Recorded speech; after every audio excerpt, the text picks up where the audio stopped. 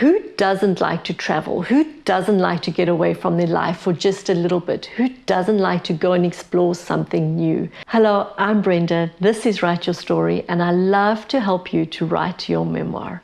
And today we're looking at travel memoir. Now, you may not be writing a travel memoir, but do still listen along, because memoir is memoir and there's going to be overlap, and perhaps there's something new you can learn, or there's going to be a reinforcement that's going to help you in writing your memoir. And this video is certainly for you if you like to travel, or you like to write about your travels, or like me, you think that just maybe one day you may write a travel memoir.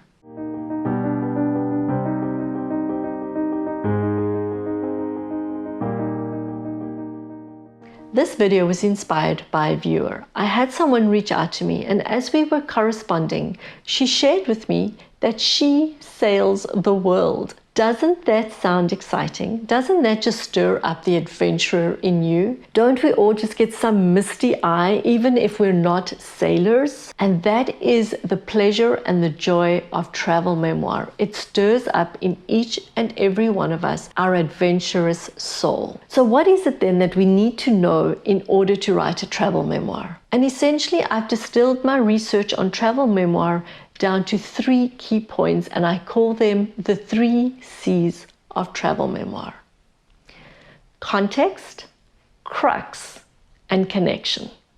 Now, the whole point of travel memoir is the travel, is the context in which the trip happens. Where are you on your trip? Are you sailing the seas?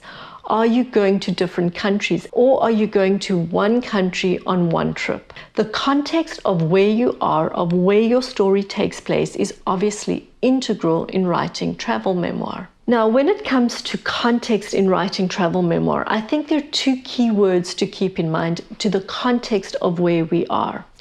And that is exotic, and the other one is anecdotal. Let's first look at exotic.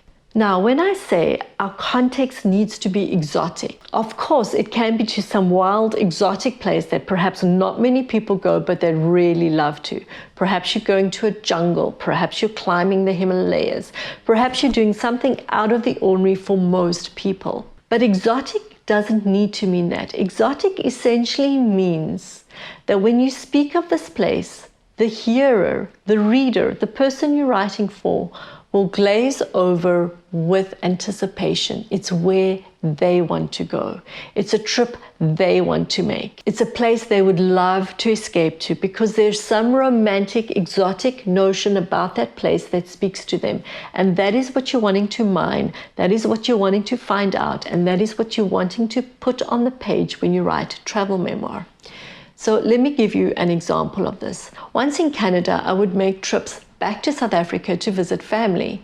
And when friends in Canada would find out I was going on a trip to South Africa, they would look at me with this misty, glazed look in their eyes and go, "Oh, Africa, you're going to Africa." The point in the illustration is that in the reader, going to Africa, going to South Africa, going to what it speaks to them is exotic. And what is that exotic element of the place that you are visiting?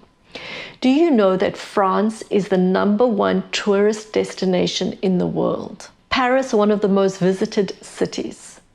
What is it about that country, that city, that draws people in? So what is it about your travel memoir, where you are going, what you are doing, that speaks to that exotic element in the reader, in the hearer? And that is a key element in context that you are wanting to uncover. Another key element in context that you want to utilize a lot when you're writing travel memoir are those anecdotal stories. In travel memoir, anecdotal stories are just like the ornaments on a Christmas tree. They add sparkle, they add color, they illustrate a point, but that could be that that's all they do. They actually may not even speak to the deep theme of your travel memoir, but they illustrate. There are those little baubles and those jingles, and they draw people in, and they're fun. So context in travel memoir is obviously a crucial element to the setting and the story of your travel memoir. Draw out the exotic, add in all those anecdotal stories, and then work them together in order to get to the crux of your memoir. And the crux of your travel memoir is actually, again, as we've learned about memoir, the evolution of self. The travel memoirist will always discover something, always learn something, or always let go of something. Did you take some baggage with you on this trip that you were able to let go of or to understand in a different way? What is it about your experience, your travel, that has actually changed you? The whole gift of travel is this word juxtaposition. Traveling puts you in a place that juxtaposes you with the context in which you're in.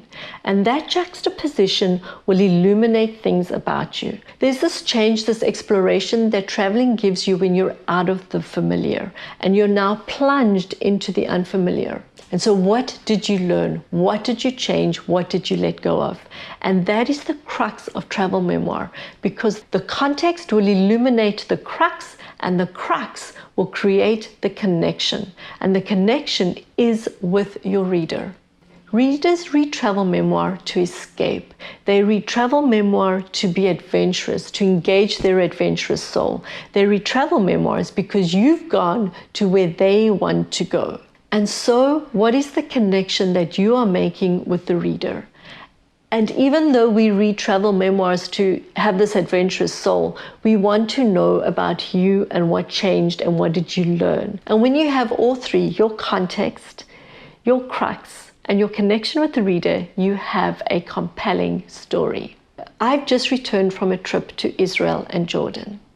For me, to go to Israel was a dream come true. I have wanted to go to Israel for many years. When I've read the Old Testament and the New Testament, I often thought, wow, to go to Israel would mean that I would get to see, feel, experience. My senses would be engaged in knowing exactly what this land is like. And that's a key element in travel memoir, is to engage your senses, to take your readers on the whole sensory experience of being in the context of where you are. So that's the context in which this trip happened for me. But the crux of this trip was actually happened for me in Jordan. So when I had this realization, I actually spoke it out loud. And the woman on the camel in front of me is actually the organizer of this pilgrim trip. And she turned to me and she put on her camera and she said to me, "Say that again." And so I said again what the crux of this trip meant for me. Sometimes you have dreams of things you really want to do, and then other times you have dreams you don't even know you have, and you find yourself doing things you never dreamed of.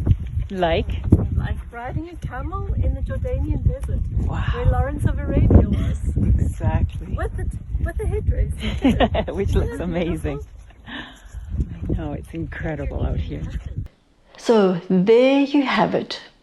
Sometimes you have dreams that you think will never come to pass, and they do. And then sometimes you have dreams you never even knew you had, and there they are, you're living them out, riding on a camel in this beautiful Jordanian desert with its red sand and its red mountains. And that's my connection I want to share with you, my viewer. Now, you may have dreams for yourself in your life that you're wanting to achieve. And my hope and my wish is for you that you do. And then my hope and my prayer for you is that in writing your memoir, those dreams you don't even know you have in your heart, in your soul, in your spirit will come to fruition. And how exciting is that?